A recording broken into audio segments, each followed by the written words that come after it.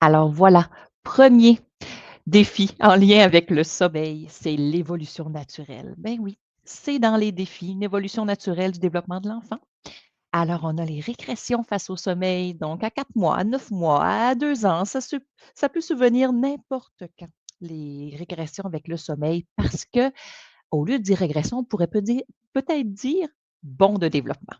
Donc, un bond de développement, qu'est-ce qui est arrivé à l'enfant dans ces derniers temps? Là? Est-ce qu'il a évolué dans quelque chose? Est-ce qu'il a commencé à faire bravo, par exemple? Puis là, quand il se réveille dans la nuit, ben, il se pratique puis il fait des bravos. Avez-vous déjà constaté ça?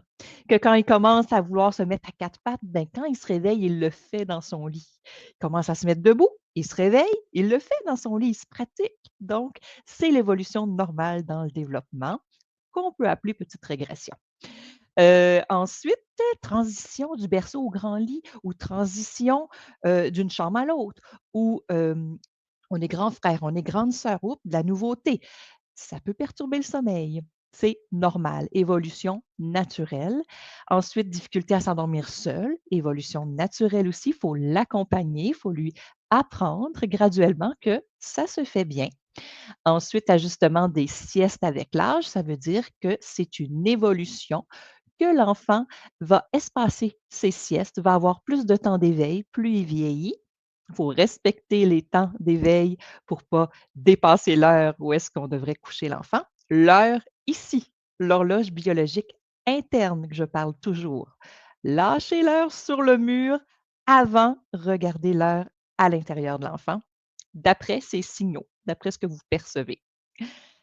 Petit outil pour les défis du sommeil, vu qu'on est dans le jeudi dodo.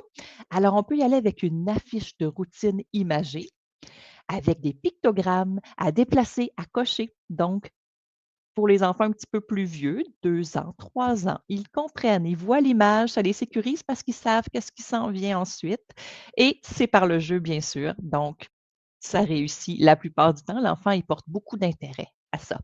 Quand le parent est convaincu, il peut être bien convaincant aussi. Alors, embarquez dans ce jeu-là, vous aussi.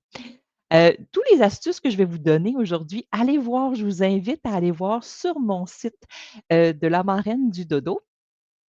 Dans la boutique, vous allez trouver les références pour les outils pédagogiques et ludiques que je vous réfère. Ensuite, on a problème de sommeil. Donc, problème de sommeil, c'est quand le quotidien complique le repos. L'enfant qui tarde à s'endormir ou qui résiste au coucher. Les réveils nocturnes fréquents, sans raison médicale. Alors, il faut faire des liens. Qu'est-ce qui a été associé? Qu'est-ce qui se passe? Sommeil agité. Sommeil agité après une longue journée ou une journée trop stimulante, hein? Donc, le sommeil est perturbé, il est agité.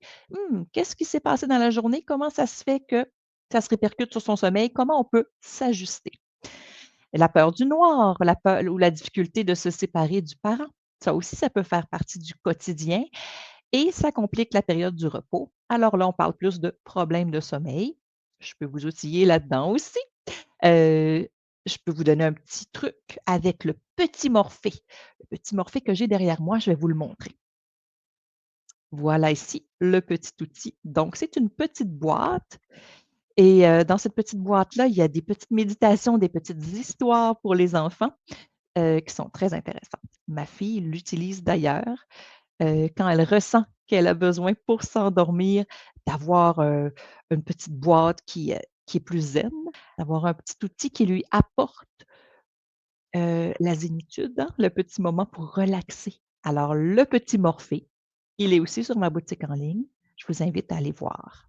On va parler des troubles du sommeil maintenant. Alors, quand une prise en charge est nécessaire, donc quand au niveau c'est le temps d'aller en parler à son médecin. Donc, comment ça se fait que très souvent, mon enfant ne dort pas du tout? Donc, est-ce qu'on peut aller voir plus loin s'il y a quelque chose au niveau de sa santé? Donc, allez voir si par hasard, est-ce que votre enfant ronfle? Donc, est-ce qu'il y aurait de l'apnée du sommeil? Est-ce que les syndromes des jambes sans repos? Est-ce que votre enfant est très agité? Ça, c'est l'expertise d'un médecin qui peut vous aider là-dessus, vous outiller. Alors, je vous réfère là, quand les parasomnies sont sévères, donc beaucoup de terreur nocturne répétée, là, du somnambulisme fréquent. Donc, on va aller voir un professionnel pour que ces troubles du sommeil-là peuvent être accompagnés pour que ça aille mieux. Un outil que je vous suggère encore une fois pour le jeudi de dos, le petit Ouli. Donc, c'est un petit hibou qui change de couleur. C'est un repère dans le temps pour l'enfant. Quand est-ce que c'est le temps de se réveiller? Quand est-ce que c'est le temps encore de dormir?